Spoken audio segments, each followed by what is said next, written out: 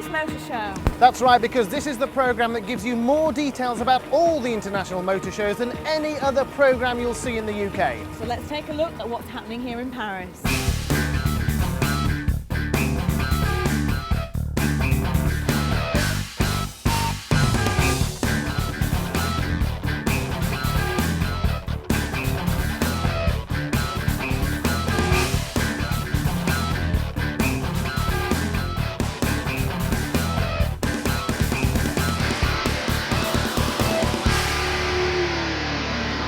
If any of you live in a city, as you'll know, parking can be an absolute nightmare, and it seems to be getting worse instead of better. Perhaps that's why these tiny little city cars by Jaguar are so popular here in Europe.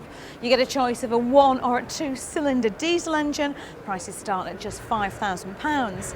And another plus point that really attracts the French to these cars is the fact that if you're caught drink driving and you lose your licence, you can still legally drive one of these. In fact, as you wander around the streets of Paris, you soon realise just how popular this breed of tiny car really is. You don't spot any Mercedes or BMW. Instead, these little things are all packed in bumper to bumper.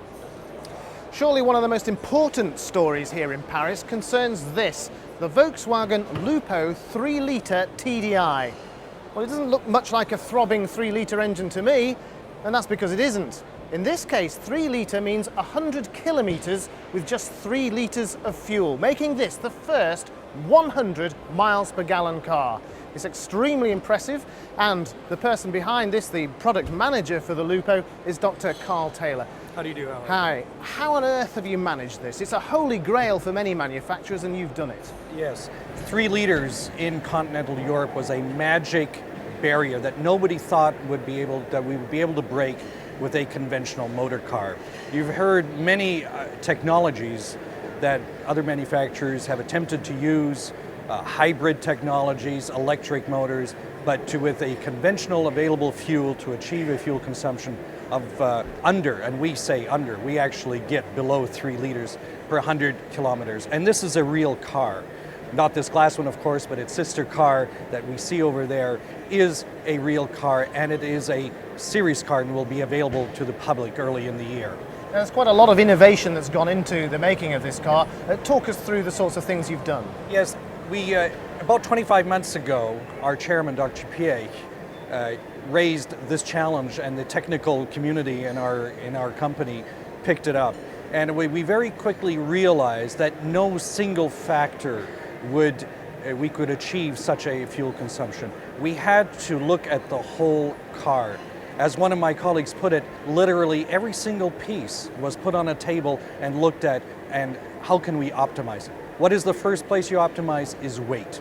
A weight of a car is quite considerable. You have to consider you have to protect your passengers, you have to carry them at high speeds, you have to brake. The car requires rigidity, it requires weight, and can easily, even for a small car, exceed 1,000 kilos. This weight, or a ton if you will, this weight had to be reduced. But that wouldn't be enough. Just having a lightweight construction still wouldn't get you there. You need the proper aerodynamics. And the aerodynamics of this particular vehicle, we have a coefficient of 0.29, which is even an improvement over our new Lupo with a 0.32. 0.29, it's hard to get better than that. The next step is obviously in the engine. We need a highly fuel efficient engine, but also an engine that provides performance, actually fun to drive. And we did this with our new turbo diesel direct injection technology. In this particular engine, what we have called pump spray injection, but I don't want to bore you with the technical details. The important thing is this engine gives you torque, it gives you performance as well, not only performance at the petrol station, but also performance on the Autobahn or motorway, if you will. Well, earlier on today, a few journalists here were allowed to drive the new Lupo TDI, and I was one of them. This is how we got on.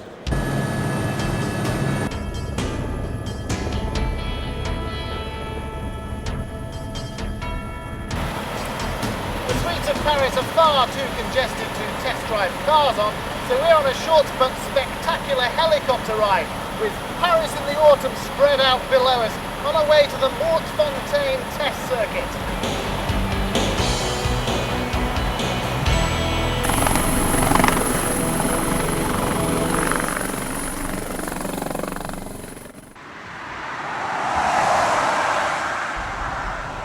the 1.2 litre TDI Lupo, and this time 1.2 litres does mean the engine size.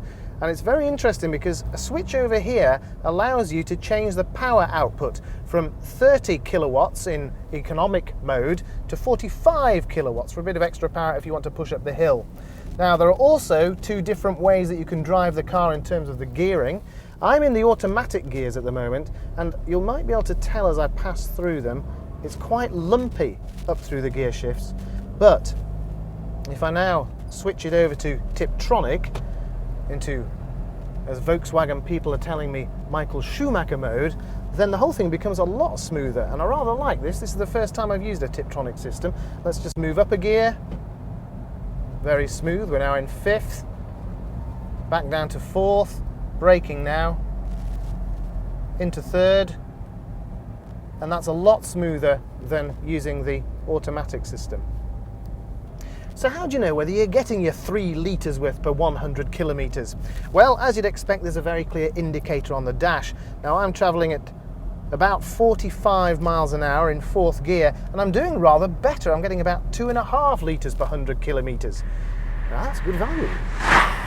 Well, I have to say, this is a lot more fun to drive than I was expecting for a 1.2 litre engine. It's very positive, it's got plenty of poke, and it handles the corners really well. But it's also got a great trick up its sleeve when I stop the car in economy mode, automatic transmission. Now, the car stopped, brakes applied. Let's all count to 4. 1, 2, 3, 4. The engine cuts out for fuel savings, and all I have to do to get the car going is press the accelerator again. It'll start up, and off we go. That's very clever.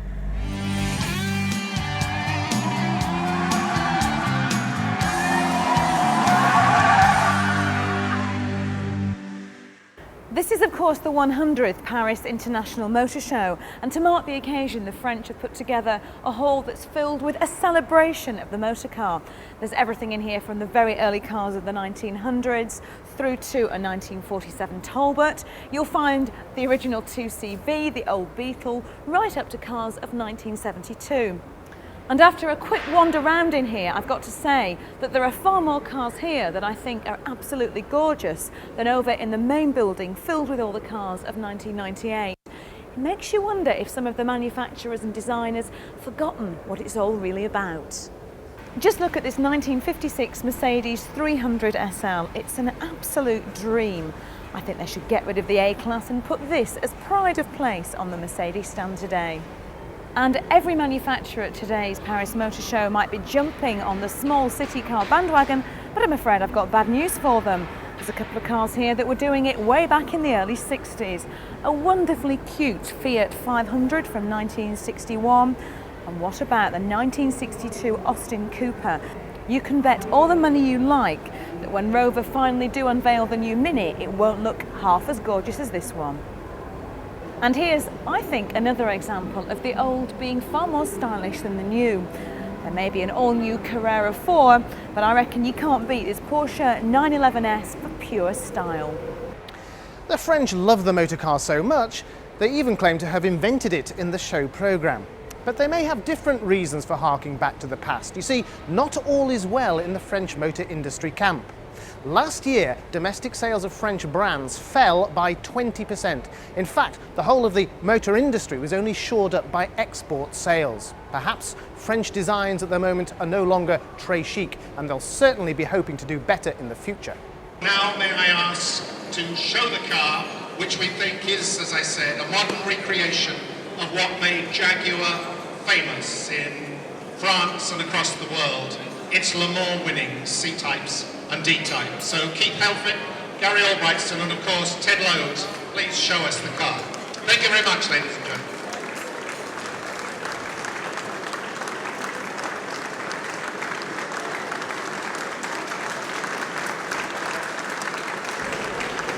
This is how to steal a motor show Jaguar style.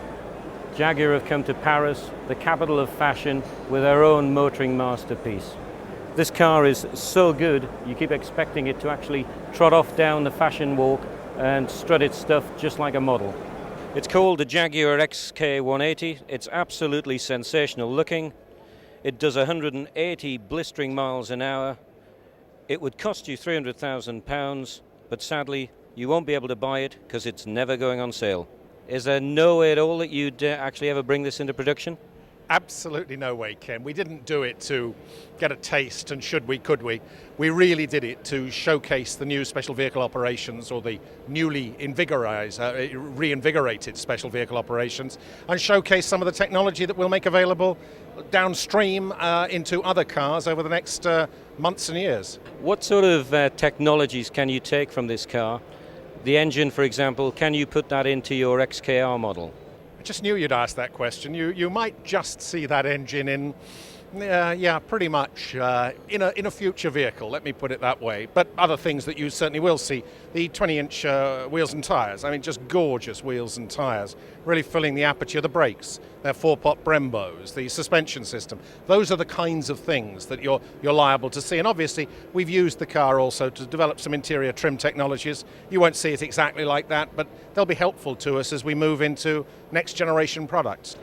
With the retro styling that you've got in this car, is it something you can adapt for your future cars, or perhaps you could take it for even the saloon cars? I don't think a saloon version, but certainly for a sports car, they look pretty good, don't they? So yes is the answer. I think we'll be developing that. We'll probably do some research on it to see what customers around the world tell us. And of course, we've got it's not just a show car. It actually drives. It drives very, very quickly. We'll be using it, in fact, to recreate at Jaguar on the 30th of May next year the run of the XK 120, where it actually outperformed its claimed 120 and did, I think, 131 miles an hour. And we'll be putting this car at Jaguar.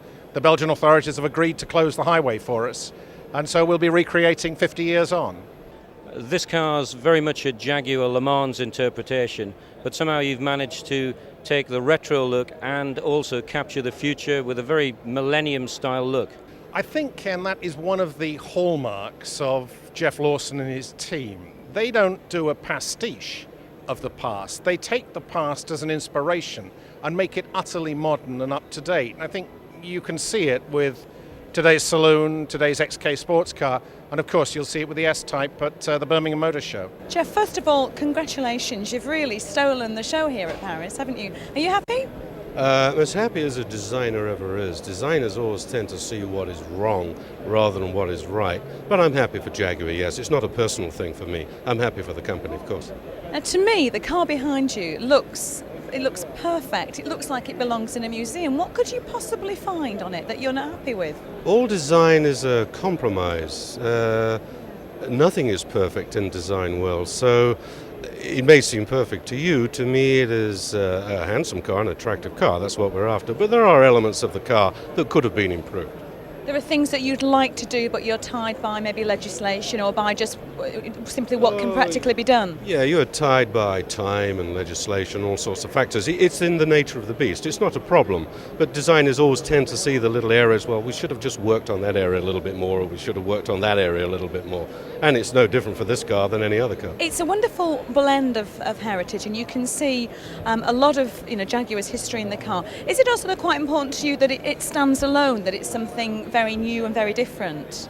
I think it's a good question. I think it's more important that the car reflects its heritage and its legacy and reflects the Jaguar DNA. That, to me, is more important than it be different in some novel way. So classicism, a design that hopefully will endure, an attractive design. For me, they're more important prerequisites than the fact it is different in some way. It's time for a break now, but we'll be back in just a couple of minutes with more news from the Paris Motor Show.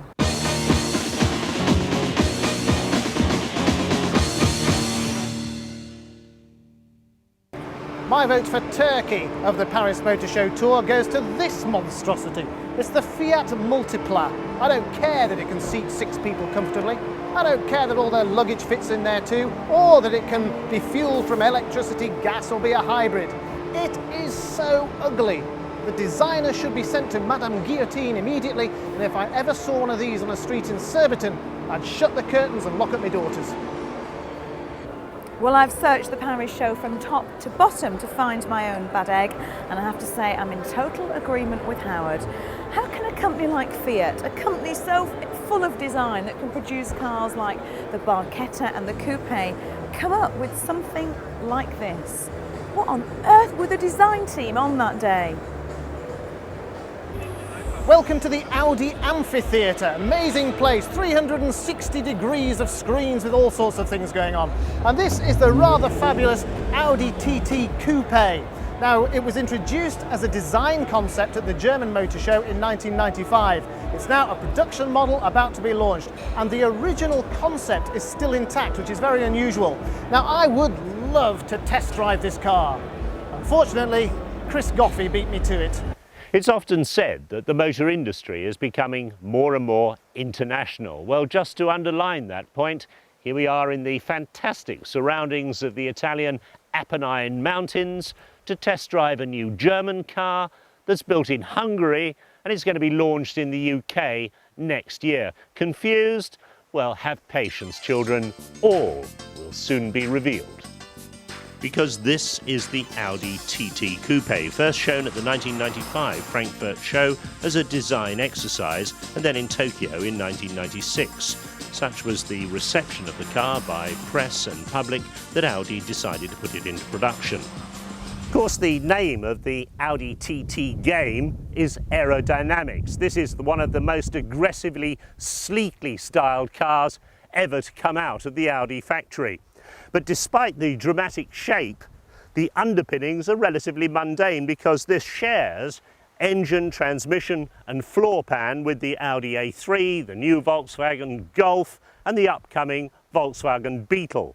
And that's why the Audi engineers could get it into production in just 2 years.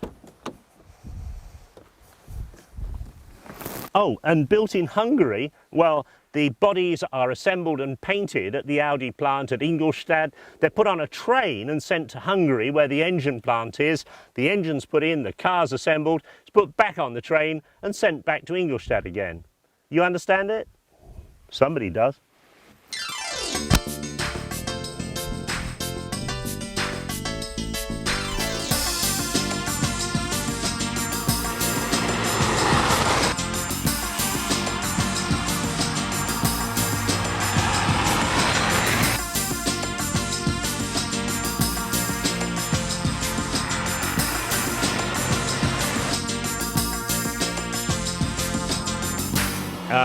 Out here in Italy, blazing up and down the Italian roads, the Germans are showing us cars here, and they've shown us a two-wheel drive. You've decided not to take that in the UK. Why not? That's right, because we felt this was such a statement for Audi that we wanted to combine the heart of Audi, which is Quattro. When you say to people Audi, almost the next word is Quattro.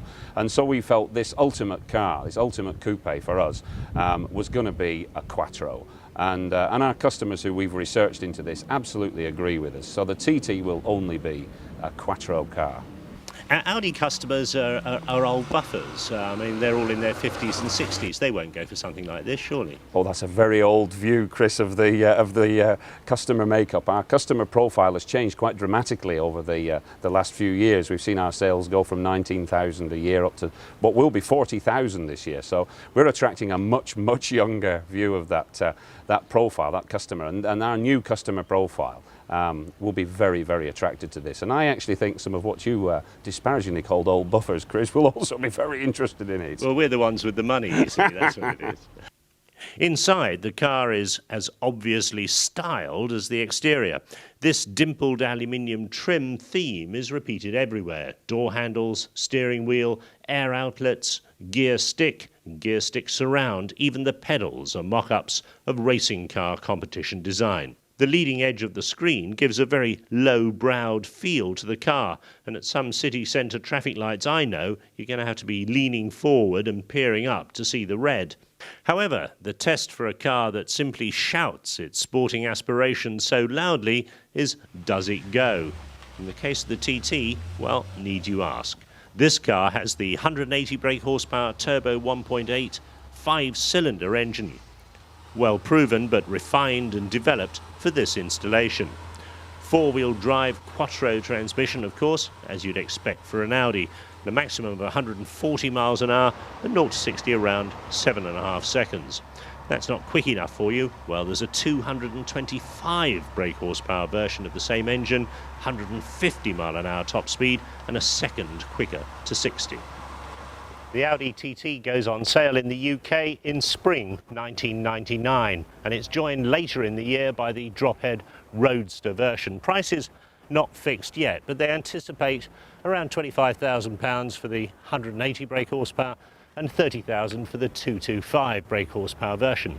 But don't run away with the idea that you can have one of these as your company car if you think you like it, because Audi have closed the waiting list in the UK for the TT. They've taken £1,000 each off 1,000 customers, and by my reckoner that makes £1 million in the bank, and they haven't even sold one yet. Not bad going.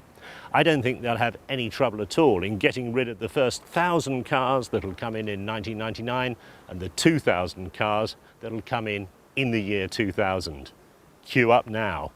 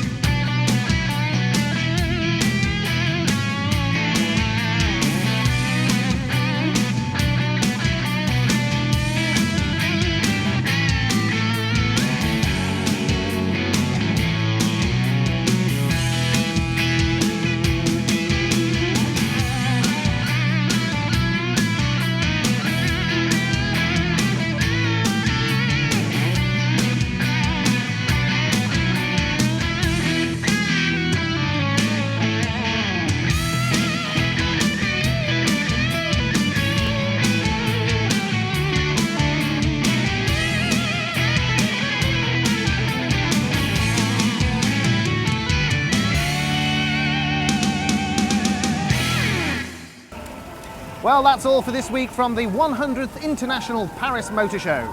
But there's so much going on here that we'll be back next week with even more. Until then, bye-bye. Bye-bye.